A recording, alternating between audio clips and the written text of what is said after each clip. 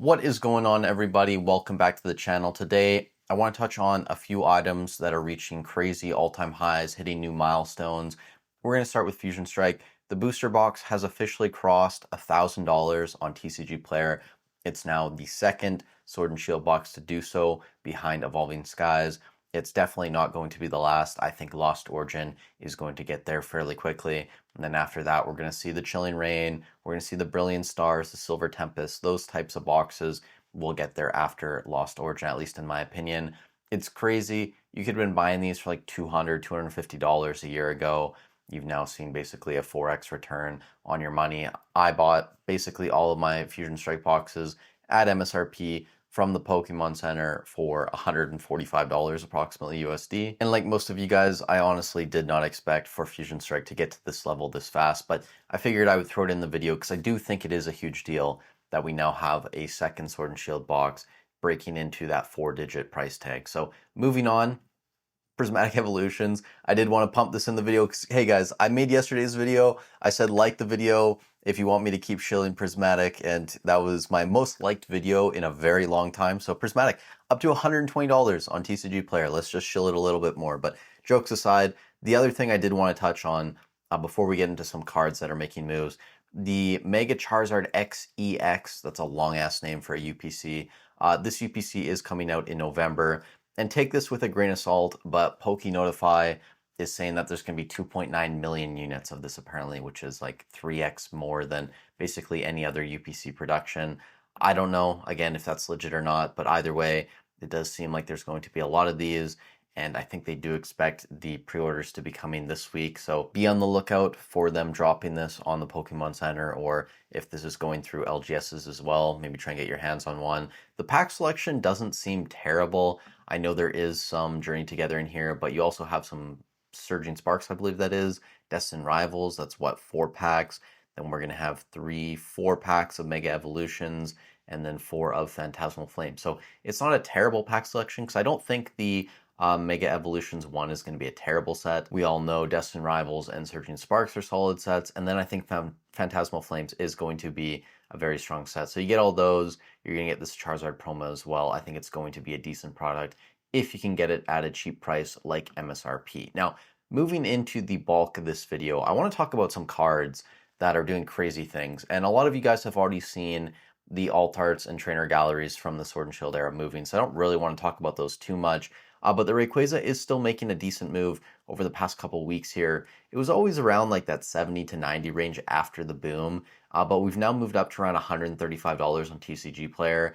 And if we go look at most recent sales, $170 from yesterday, 133, 140, almost 141, 150. So it looks like it's moving towards that 150, 155 range.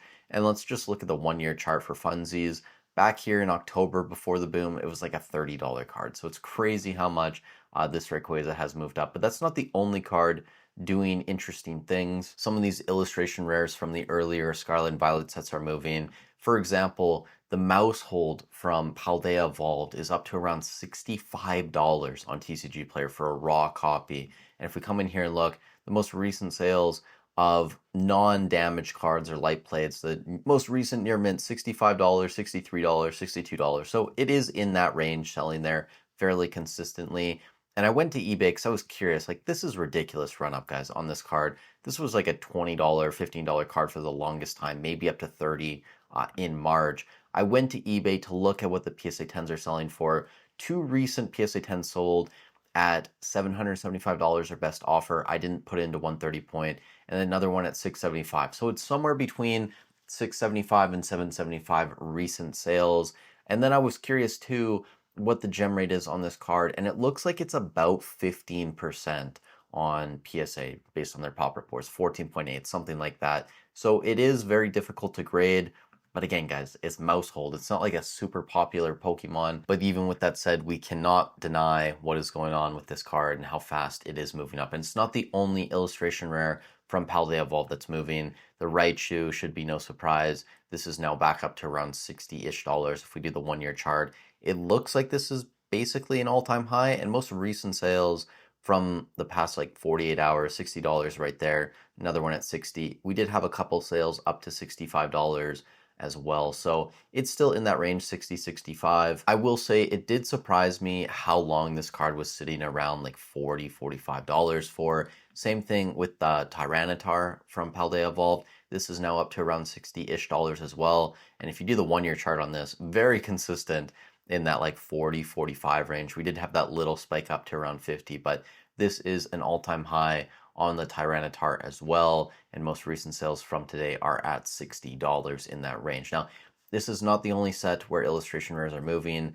I went to Obsidian Flames, and the Ninetales were now back up to around $31. If we do the 1 year chart, this is basically an all-time high. I think we're up to around 35. We may have seen the odd $40 sale back in February. Most recent sales from today in near mint copies, $37.50. So if we aren't there already, we're very close to all-time high sales on the Ninetales illustration rare. The Groudon from Paradox Rift, you can see over the past month up around 30%, and we're back to around $94, $95 on this card. And if you go look at recent sales, there have been sales breaking through that 3-digit price tag of $100, one up to $104.95. This is something that doesn't really surprise me because I kind of questioned why this card was sitting around $70-ish for that long of a period of time in the summer. I think that this is probably one of the better, if not the best illustration rare from the Scarlet and Violet era. I know some people would probably say, well, Magikarp's better because it's more expensive.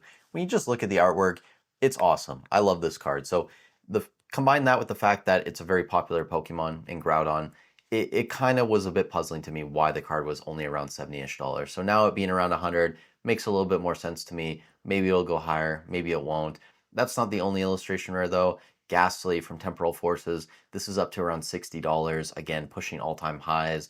And then surprisingly, the Gengar full art from Temporal Forces is now up to $40, up 63% over the past month, and recent sales, I believe, pushing $60 almost from today. Yesterday we had sales at 44, approximately 40, one at 55, some more at 40. So I think it's probably closer to that like 40, 45 range, and that $60 sale is a little bit of an outlier. But this is a very expensive card now. I think the Charizard from 151, the full art's over $40 as well. I'm trying to think if there's any other full arts that are pushing that price point, but it's getting up there, Gengar. And I think this is part to do with the anticipation of the new Mega Gengar SIR card that's supposedly coming out. Maybe it's not anymore. I don't really know what's going on with Phantasmal Flames, but some of these older cards are still getting love. Also, the Eevee from Twilight Masquerade, we're now back up to around $70 on this card, and you can see recent sales are in that 75 range, so maybe it pushes back towards 80. I think the all-time high on this card was around $100, so we're not there yet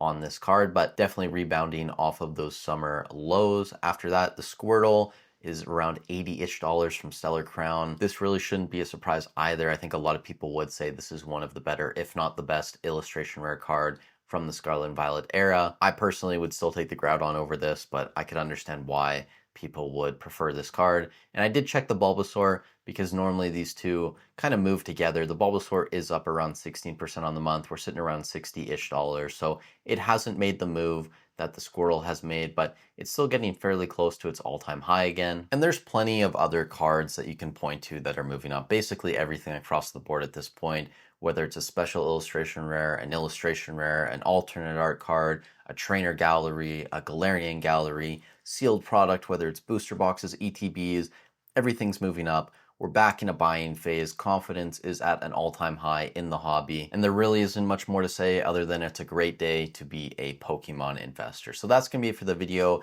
If you guys did get some value out of this, you learned something new, I'd really appreciate if you leave a like on the video, subscribe to the channel. It helps out a ton.